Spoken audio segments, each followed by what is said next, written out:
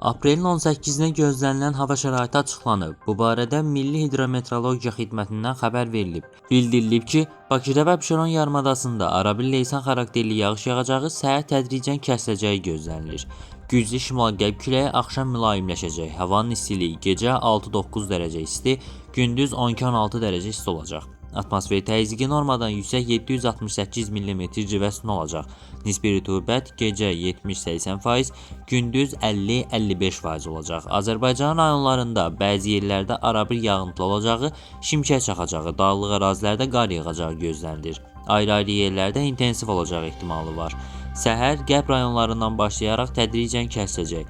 Gecə və səhər bəzi yerlərdə arabir duman olacaq. Qərb küləyi arabir güclənəcək. Havanın istiliyi gecə 5-9 dərəcə isti, gündüz 13-18 dərəcə isti, dağlarda gecə 3-8 dərəcə şaxta, gündüz 0-5 dərəcə isti olacaq.